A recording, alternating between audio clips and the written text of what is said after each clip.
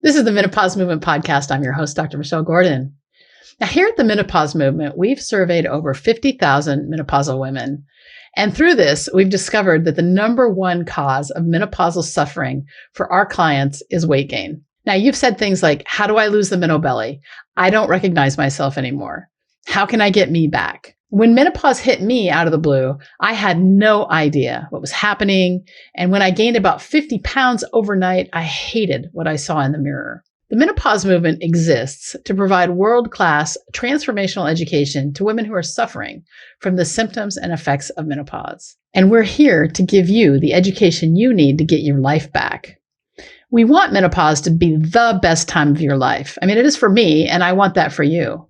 After years of trial and error, I finally cracked the code with my menopause weight. And now I want to share with you how I did it. I realized that what helped me the most was a challenge. So we've created a challenge for you to help you lose your menopause belly. Simply go to menopausemovement.com/challenge to sign up. I'll see you there. Today on the podcast, we welcome Aquania Escarne. She began her career as a diplomat for the U.S. Department of State in 2008.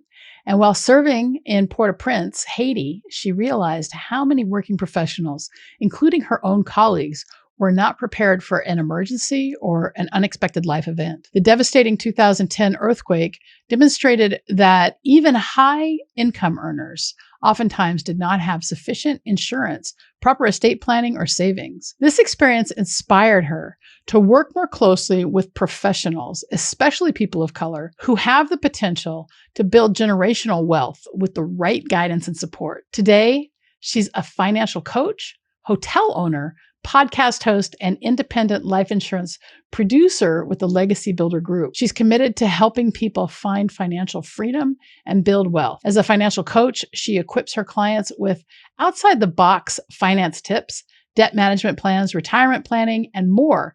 With her advice, clients are able to meet and exceed their financial and personal goals. Her coaching is individually tailored to address all financial situations. Also, through her finance blog and podcast, The Purpose of Money, she shows women how to invest and save more so they can live a more fulfilling and prosperous life. Her passion for personal finance and investing began when she was a high school student, and her father gave her a copy of Rich Dad, Poor Dad by Robert Kiyosaki. At 16 years old, she opened a Roth individual retirement account and has been seeking financial independence and early retirement, or FIRE, ever since. During our podcast interview, we talk about planning for retirement, when to start, planning as a form of self-love, the definition of retirement, how to gradually increase your savings, how 1% can make a huge difference, defining emergencies and saving for them, leaving a legacy, and stay to the end to find out how to ease into retirement. At the end of the episode, make sure you visit menopausemovement.com/blog, where you can find the show notes plus the links to the books and resources mentioned in the episode. And if you enjoy the episode, like and subscribe on YouTube and subscribe to the podcast wherever you get your podcasts so you're always the first to know when each episode is released. Thanks for all the 5-star reviews. If you haven't left a review yet, please take the time to review the podcast because it helps more women to find it and get the help they need during the disruption of menopause. No one should have to go it alone. And thanks again for being a part of the menopause movement. Now, let's get to Aquania.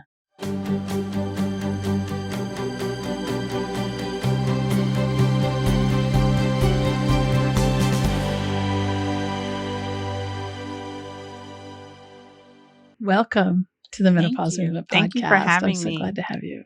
I'm excited to be here too, because I always believe that your health is your wealth and they are correlated. So there's a lot of things that we can talk about on the two subjects. Yeah, absolutely.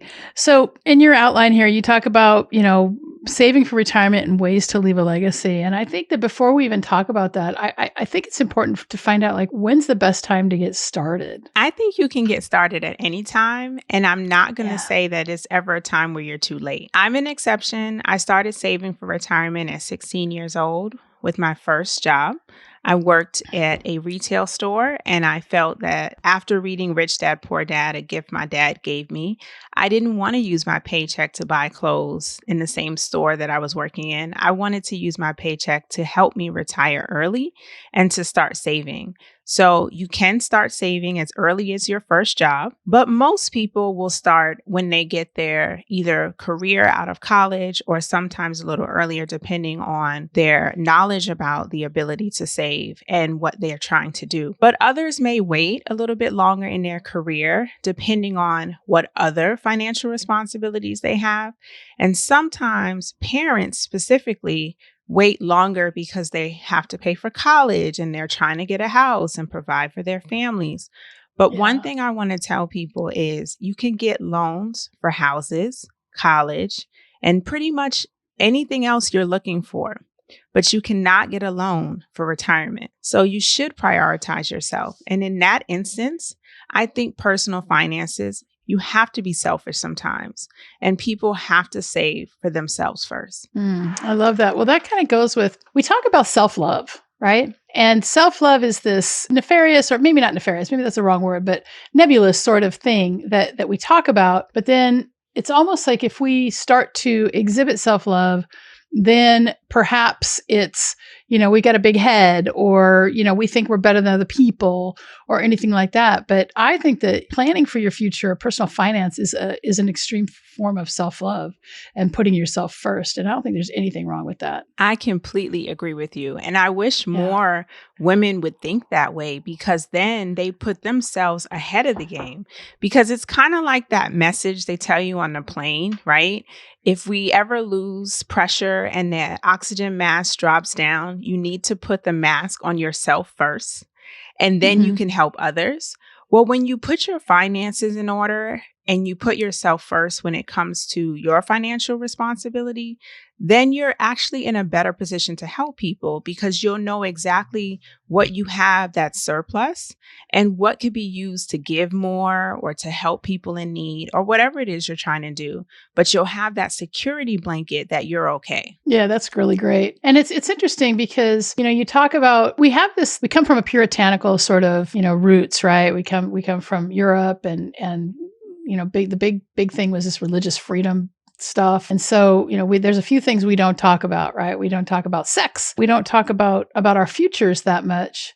And we don't talk about death and dying. And when you're planning for retirement, we all think, especially when we're young, right? We think we're going to live forever. And then as we get older, you're not in menopause yet, right? No, not yet. No, but I know it's coming, right? Yeah, you're a youngin', right? So do you mind if sharing with the audience your age? Sure. I'm a young 37 years old. All right.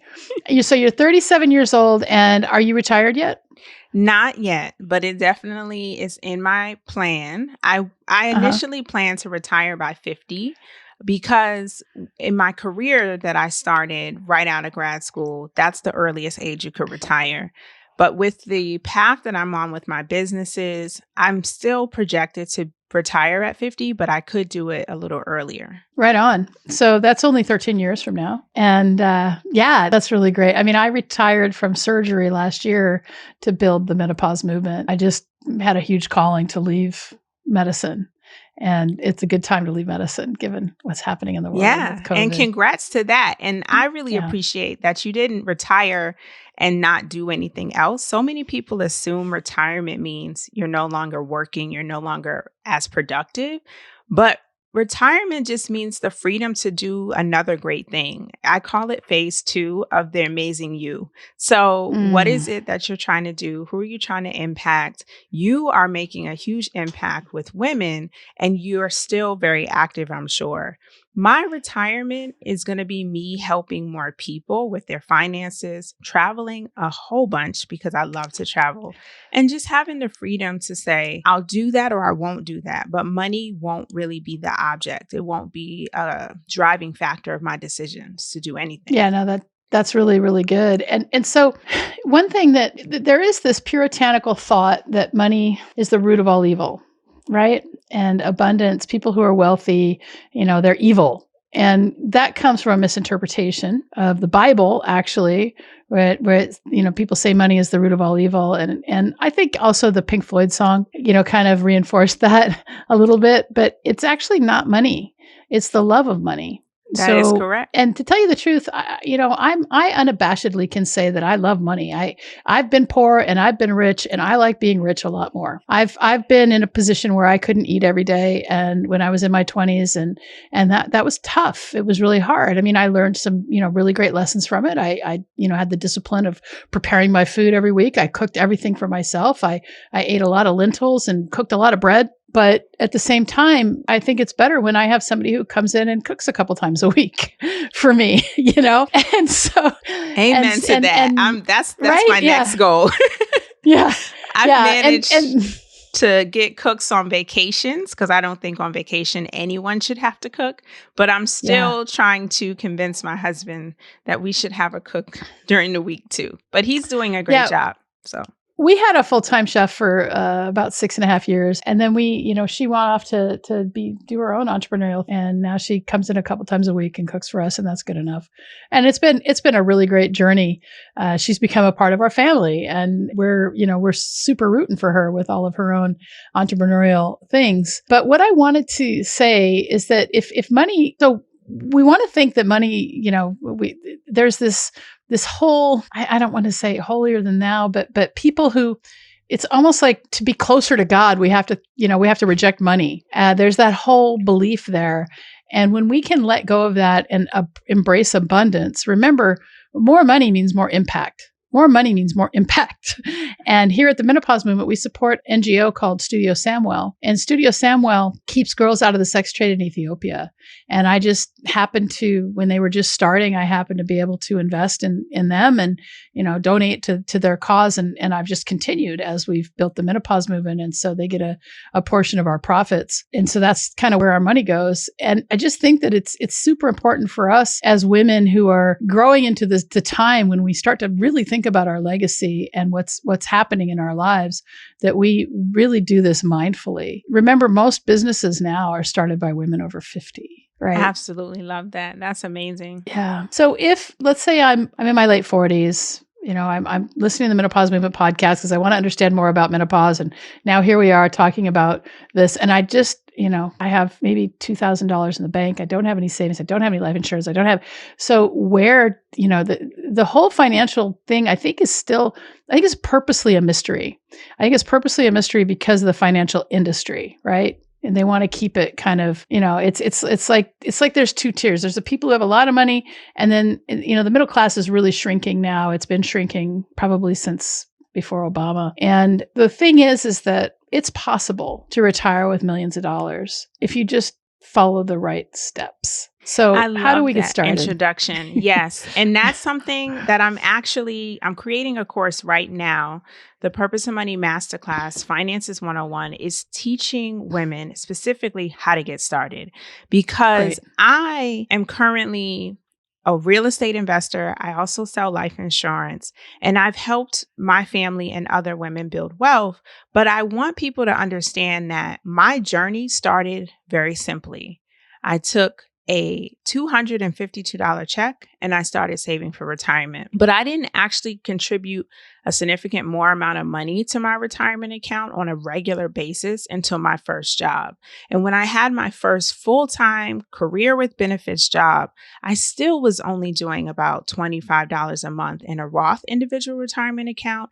And then I was putting 5% in my employer retirement account in order to get the matching contributions, because I always believe you have to get the free money. You never would walk away from a $20 bill on the ground, so you shouldn't walk away from matching funds from your employer. So by simply contributing, they'll contribute too for most people. And that's a great place for people to start, no matter where you are in your journey. Now, I would love for you to do it when you first start in your job and learn to live off the difference, whatever you have left. But for some people, they may not have known to do that, or they didn't feel like they could confidently do it and have enough for their household, so they may not have done it. But I want to encourage you, if you're not contributing enough to retirement to get the matching funds, change your allocation and do the minimum to get the matching funds. And then give yourself some challenges every year. Try to raise what you're saving by 1%. Just gradually increase it as you get raises, as you get bonuses. If you are able to make all of your bills now, Those raises are just a benefit to you that should allow you to be able to save more if you want to maintain your bills and the lifestyle that you had before the promotion, before the bonuses. I also want to encourage women to think about saving for an emergency because honestly, a lot of people are thrown off by a $500 unexpected expense, accident, a medical bill that they weren't counting on coming, or even a loss of income. Say something's happened, you got hurt on a job, now you're not able to work. What are you supposed to do? $500 is what normally throws off people's budget and resorts to them either having to use credit to make their ends meet or going to payday loans or asking other people for help. And sometimes the people around them can't help them. So you want to make sure every paycheck you're saving as well. Some people can't save 10%, but that's where I like to get people to start. But if you can't save 10%, think of an amount of money you can. $25, $50, $100, whatever it is. Find your number and save every single paycheck until you have at least 6 months of your monthly expenses saved so that if an emergency happened, if a loss of income happened, you have 6 months of your expenses to support you. Those are the main areas where I would start.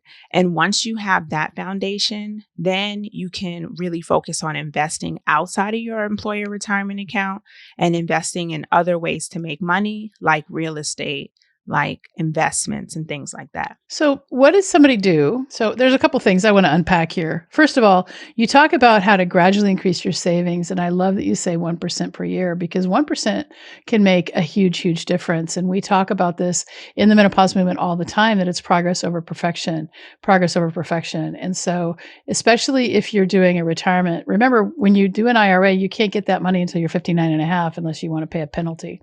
And so it's a good time for, compound interest, right? I mean, compound interest is the game changer here. When you start to save over time, I mean, that $250 that you started with, $252 you started with at 16, you're now 37. If you just left that alone, that probably would be $8,000. Good. A little higher because of the performance in the market these days, but yeah. Yeah. So it's like free money when you just let it sit. But the problem is that a lot of people will have an account where they're saving and then they see that big savings, maybe $20,000, $30,000, or maybe it's only $500 or more. And they're like, oh, I got to spend this. So we've got this whole consumerism mentality. So how do you help people change the story about money for themselves? Because we're just raised with this, like, I've got to have this, I've got to have this, I've got to have this, or I'm not a full human being. So I'm going to actually encourage people to set it and forget it. So set the amount that you can save and actually put it in a place that you're not checking all the time. I encourage most of my clients to not have their emergency savings fund in the same bank as their checking account because then they're tied. Every time you log in, you see it and you have this urge to spend it. But if you keep your savings account in a separate bank, and preferably a high yield savings account where you're earning more interest on the money, you're making more money off your money, but it's hopefully money you don't have to use regularly. So if you're saving it for an emergency or something that might happen, why not get the most interest you can? But by being in a separate bank account, it also avoids you constantly looking at it and thinking about, oh, I can buy this or I can buy that. Focusing on what it's supposed to be used for. The other thing I recommend is people actually write a list of what they're going to consider an emergency. And the reason I say that is because people's lifestyles are different. And what's an emergency to one person may not be an emergency to another. And I'll give you an example. A couple of years ago, I had my laptop in my book bag and I accidentally slightly had my water bottle open too. So you see where this is going. Technology and water don't mix. Laptop fried while I was at a conference. I am a freelance writer in addition to all the other things I do, mom and businesswoman. And I had deadlines, right? People are expecting me to write something in order to get paid. And my laptop is the way that I do it. So that was something I had to immediately replace. Whereas another person may say, oh, I have to save for my laptop and I don't necessarily need it for work. So I can save for it and get it over time. So that's what I mean. Like when you write a list, especially if you're in a relationship and you both agree This is what we think is an emergency. When the incident happens, it's not an argument. It's not a discussion. Hey, I lost my job. Hey, I have this medical bill I wasn't expecting. Or, hey, I have to replace my laptop. This is stuff that would come out of the emergency fund. And that makes it a little easier for everyone. Mm-hmm. Yeah, I mean, you had to, I mean, was your hard drive okay? Did you have to pull everything out, or did you have it all in the cloud? I had it on the hard drive and they were able to save it. But then my computer was kind of old too. So they were kind of like, it's time. So it worked out, but it sucked, right? You have to start over. It is. I mean, it does suck. And that's why, I mean, I rely very, very heavily on the cloud now. There's almost nothing that I write that doesn't go into Dropbox or Google Drive, because just for that reason, so I can get it from anywhere and it doesn't matter. And those are, valuable investments that are worth, the software as service kind of thing. So at this age, women in menopause are really starting to think about legacy. And there's just so many ways we can go with this.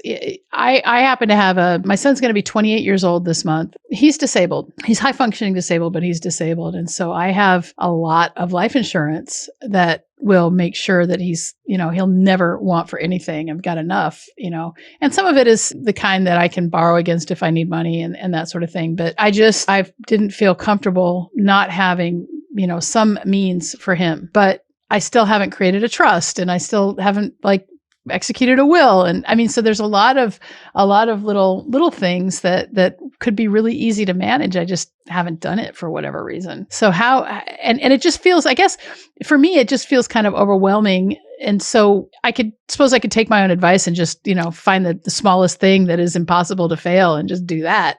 But how do we start talking about what that means to leave a legacy? I think you're at a good start. So give yourself a little grace. Some people don't have life insurance. That is the most important thing, especially if you have anyone that depends on you for income.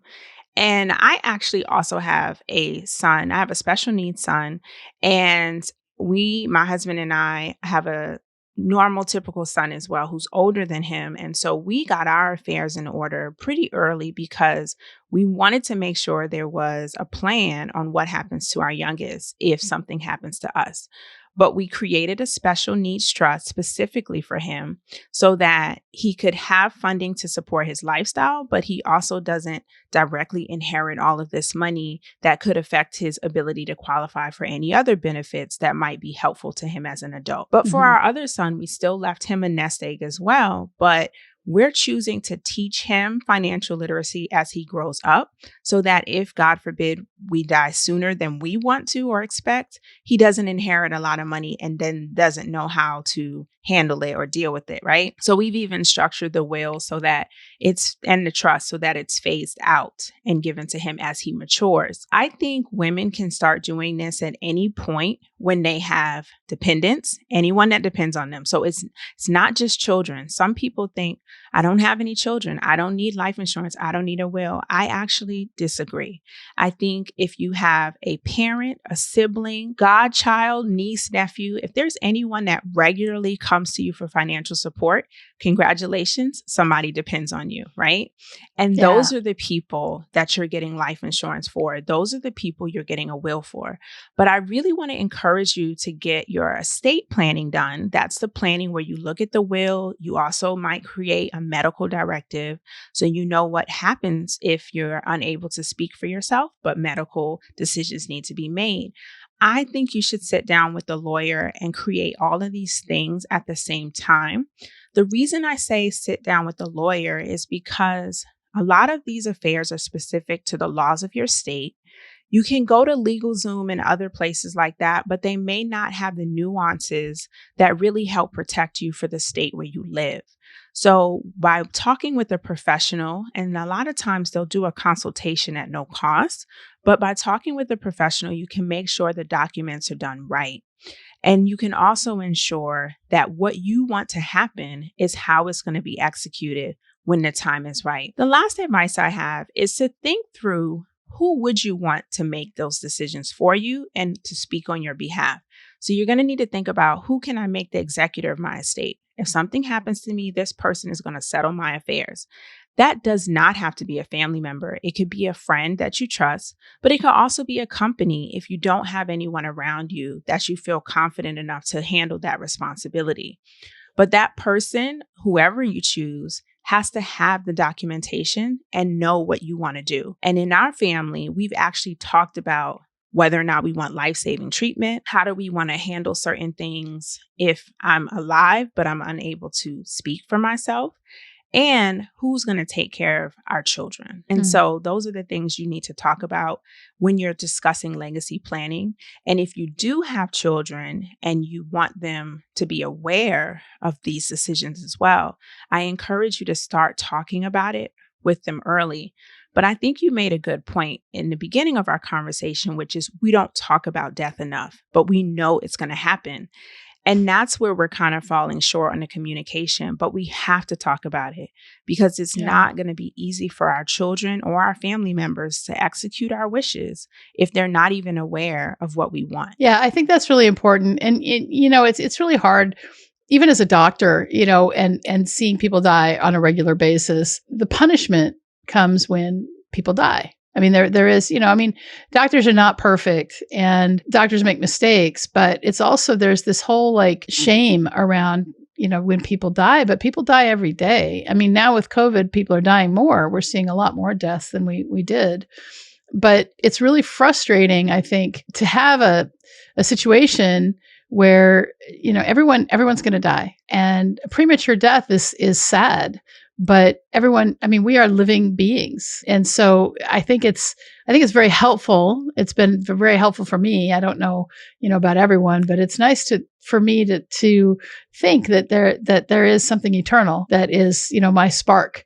And that when this body decides to kick the bucket and go on, that eternal part of me will live on. And I mean, that's the basis of world religion, right? Absolutely. Yeah. But sometimes you need that hope or that, feeling that something else exists. So it's worth living a good life while you're here because you want to end up in that eternal place when you're gone. Yeah. So let's talk about ways to leave a legacy then. So, I mean, there's life insurance. There's, I'm trying to think about like, you could do like charitable trusts, things like that.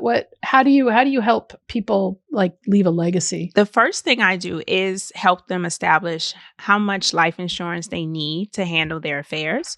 So you can leave enough to cover payment off of your house, college education for your dependents, and maintaining the lifestyle you've created for your family for several years. A lot of times I encourage my clients to get 5 to 10 times their income to ensure that the family can continue to survive and maintain the life they lived for 5 to 10 years after you're gone.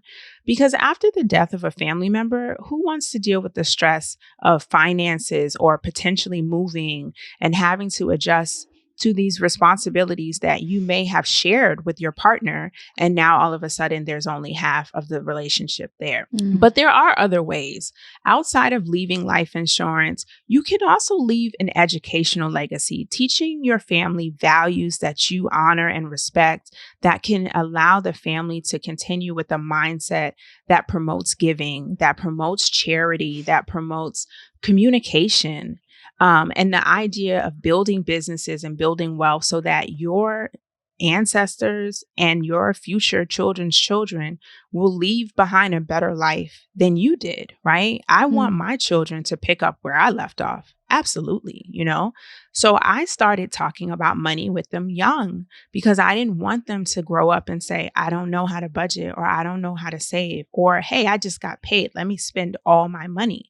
So that's important too. People assume they have to have a certain amount of money to leave, but you can instill values, right? And that's something you can do throughout your life. Every time you're with your family, occasionally talk about certain things you want them to remember.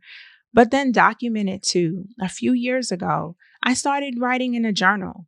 And my journal has not only been a relief for me, a mental health issue, helping me get through my thoughts and my frustrations, but it's also been how I've been documenting my journey, how I've been able to accomplish certain things for my family. And I don't plan to take these journals with me. So that's another legacy I'm leaving. But if Yeah. you do want to give specifically to certain organizations, you can leave that in your will. You can even leave life insurance to organizations. So I've had clients who've said, I want to leave money to my alma mater. So I'm going to get a policy specifically for that purpose. So that's another way to leave a legacy as well. I love that. So retirement, we talked for a second about retirement and how I retired from surgery, but it isn't like I completely retired and just sit around and eat bonbons all day long. I've gotten in the best shape of my life. I'm, feeling a lot better. And there's a lot of things about medicine in America right now, especially, and doctors have the highest suicide rate of any profession. And so I didn't want to go down that road. And I wouldn't say I was really depressed, but I was pretty burned out. And so I also realized that I had a calling to spread the word about what menopause is, what it isn't, and to kind of help to raise awareness, but not only raise awareness, but to, as we built this business, we started to realize that our real purpose is to ease the suffering of women who are really suffering from the disruption of menopause. And so while I have more time now, because I don't have to worry about going to the operating room and seeing patients in the hospital and that sort of thing, I'm still doing something. And so it's a long-winded way to get to how do you prepare? How do you prepare for retirement so that you don't, we've all seen those people who just said, okay, I'm retired now. And then they just kind of wither away into a shell of who they used to be. I actually encourage clients to transition into retirement slowly, meaning if your job allows it, why not do a partial retirement a couple of years before the full thing so you can get a sense of what your day's like, how you personally feel and adapt to not working as many hours or not being as present in the office, because people adjust to that very differently. And some people excel, they find other hobbies, they hang out with friends, and they do really well. But as you mentioned, the other side of the coin is those who can't adjust to not being needed or in the office as much. And now they find themselves alone more and maybe not in this mental health space that you would like them to be. So if you can do a part-time retirement or fewer hours towards the end, that's what I highly recommend. And then in that process or throughout your life before retirement, start thinking about what are some of the things that you really enjoy. No matter what age my client is, we talk about that. We talk about what do you want retirement to look like? Do you want it to be an environment where you're still working, but you don't have to work? Or do you want to be in an environment where you're traveling all the time? Either way, you can plan for that. You can say, okay, based on what you want to do, this is how much money you're going to spend in retirement. Hopefully your house is paid off by then, or you're downsized. So now you're in a condo, it's smaller space, less wear and tear on your knees. You don't have stairs, et cetera, et cetera. There's a lot of ways to plan for it. But the first thing to do is to write it out, talk it out, visualize it, be able to see it so that you can explain to someone else what it is that you want in retirement, and then work with a professional to help you accomplish those goals. Because that's the first step. If you can't visualize it, how can I help you get there?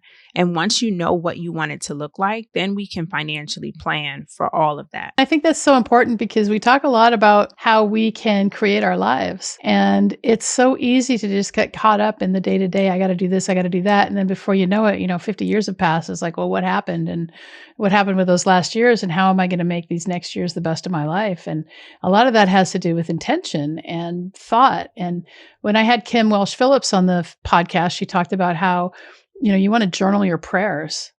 And when you journal your prayers, when you journal your wants, your wishes, you can actually make a lot of that stuff come true. But when you were talking about, like this whole retirement idea, I have you seen the film Nomadland? No. Okay, so it's Frances McDormand, who is she was in Fargo way back, probably before you were. That film's probably, I'm just dating myself now. It's probably that but film's I do know Fargo.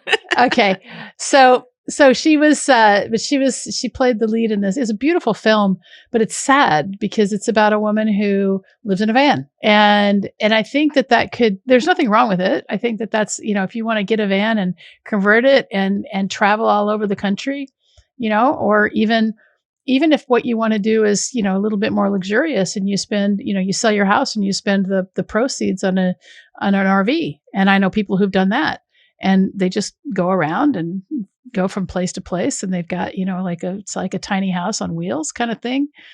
And so it kind of made me think about that. But in retirement, I think there is, it's important that we find a purpose, whatever that purpose is. And a few years ago, I read this book called Younger Next Year, and it was geared toward men. So they wrote one for women because, patriarchy.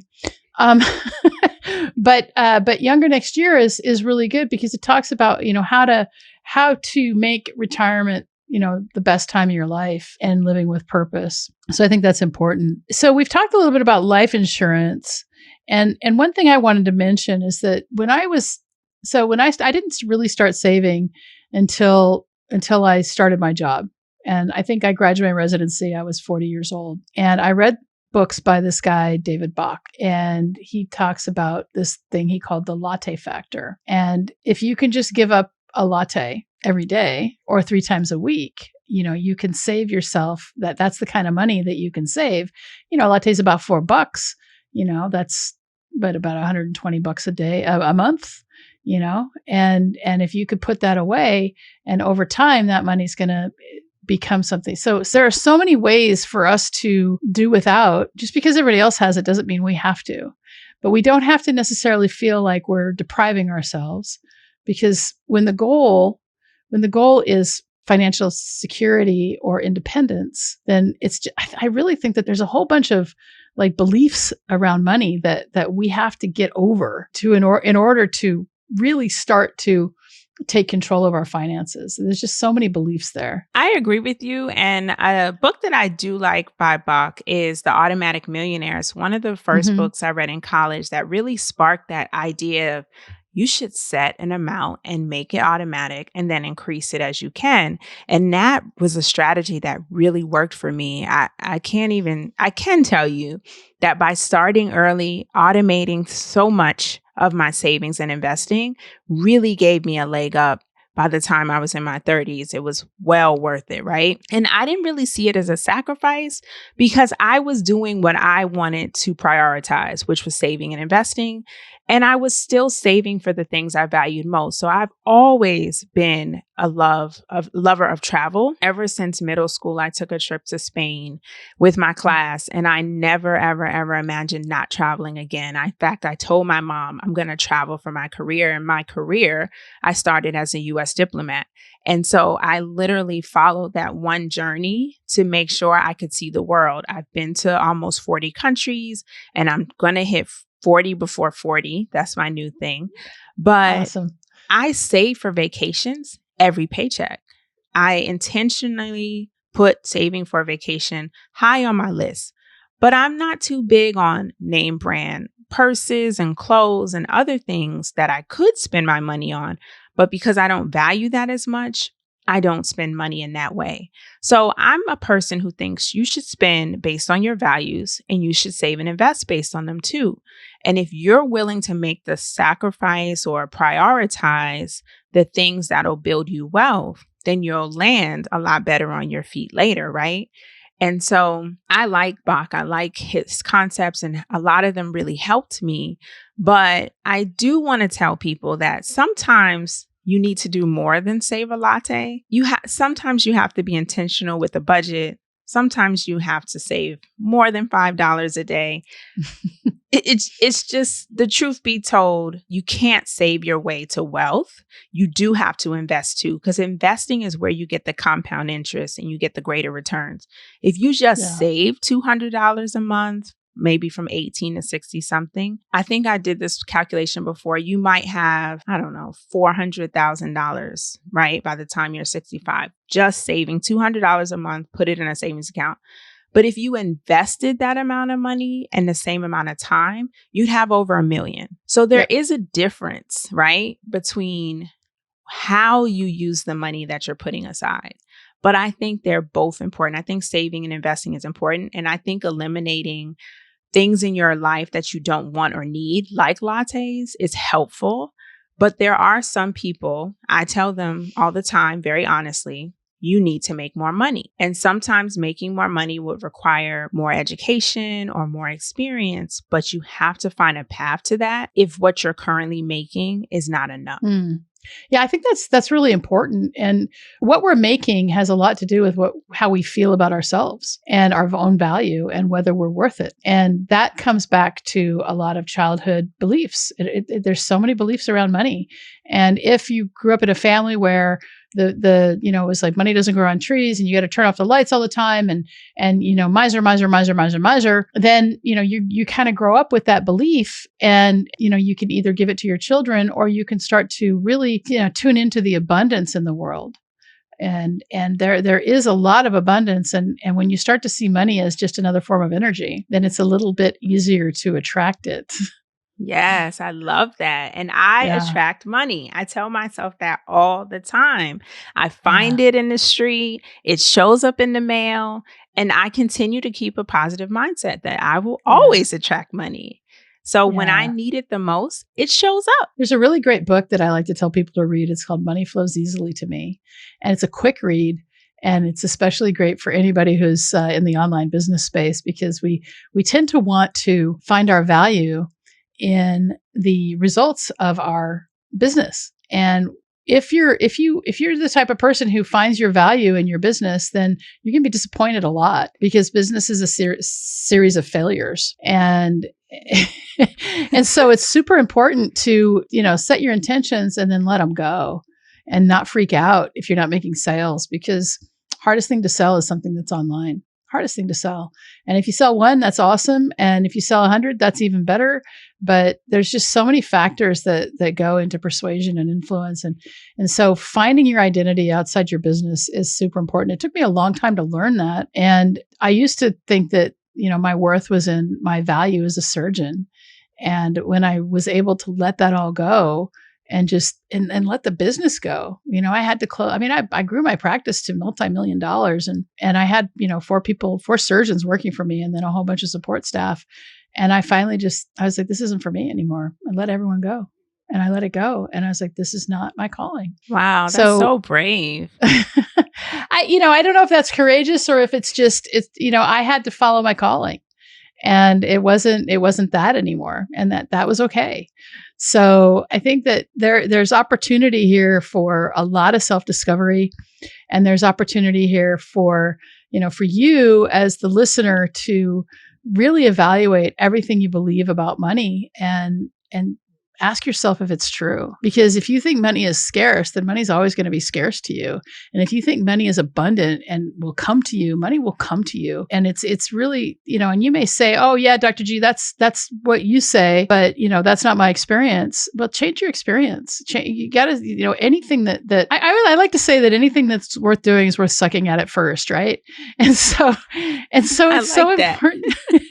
It's so important to, when it comes to changing our relationship with something, whether it be ourselves, whether it be our partner, whether it be money or food, we have to start somewhere. And so in this podcast, we're talking about money, and there is an opportunity here for every person who's listening to change their relationship with money and start living an abundant lifestyle. And by abundant, I'm not saying extravagant. I'm saying abundant, meaning that all of your needs are met. Remember, the universe provides. It will provide for you. And, when you get that flat tire that you don't expect, you always figure it out.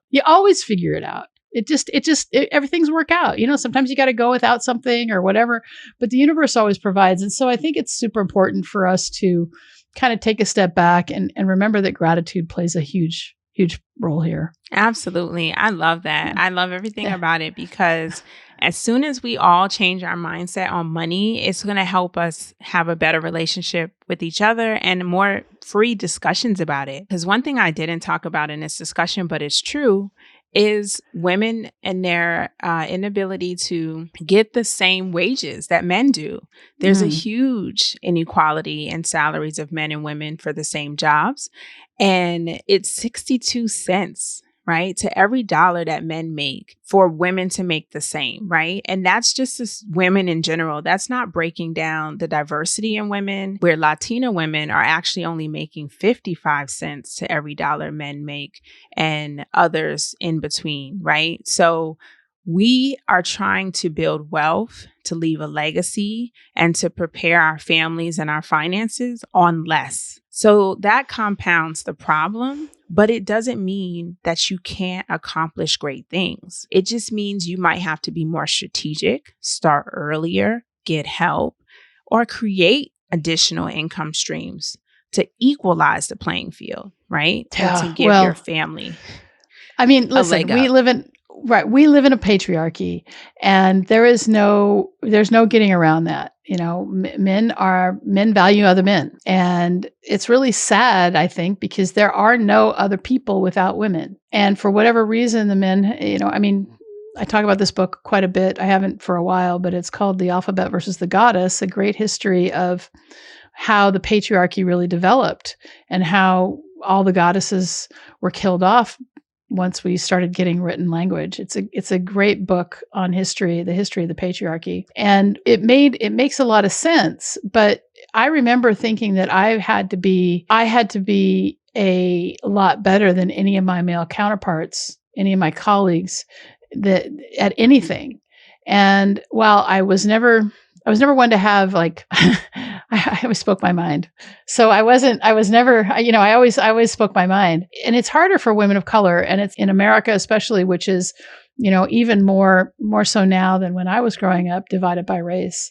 And I don't really want to go into social justice on this podcast, but there's a lot of inequality, and we don't have real egalitarian values. And we do have to work harder as women, and women of color have to work even harder than women who are white. Unfortunately, that's just the world we live in, and it sucks. But that was why I never worked for anybody else. That was why I created my own business, because that was how I knew I could get what I was worth. I love it. Yes. And that's why a lot of women can help by supporting other women-owned businesses. I do that a lot in my business, because when you own a business, you have the power to decide who you do business with. So you can put forth effort to look for other female entrepreneurs to work with, to collaborate with, and to combine your efforts to really help each other. Yeah, that's great. So we're almost at the end of our time. Is there anything else you were hoping to share that we didn't get to? If anyone wants to continue this conversation, I love talking to listeners. So I definitely want to let you know you can check out my platform. thepurposeofmoney.com is my website where I blog about money issues and I share my financial journey and some good tips. I'm also on social media. I love Instagram most, so I'm at The Purpose of Money, but I'm occasionally ranting on Twitter as well at @purpose_money. And I'm on Facebook, facebook.com/The Purpose of Money. So those are all the places you can check me out. And I'd love to talk to anyone who wants to email me or send me a direct message so we can continue the money conversation. Oh, I love it. Thanks so much for being a part of the menopause movement today. I love it. Thank you for inviting me. Did you know that menopause is not a medical condition? Most doctors don't know this either. I like to say that menopause is the privilege of a long life. And to really take hold of our lives in menopause, we have to unlearn what society and the medical establishment has told us about menopause. This is why I've created this brand new course called Understanding Your Hormones and Managing Your Menopause. I want to show you how you can get on top of your menopause right now so that you can start to see it as the best time of your life. Now, this course is valued at $500 and is in the beta testing phase. And we're currently accepting applications for women to test it out for us at no charge in exchange for feedback and testimonials. But the best part is, because you're a podcast listener, you can bypass the application process and go straight to the front of the line. To register right now, simply visit menopausemovement.com/hormones, and we can get started together right now. Remember, you can get started right now at no charge to you in exchange for feedback and testimonials when you go to menopausemovement.com/hormones. And I'll see you inside the course. Thanks so much for being a part of the menopause movement.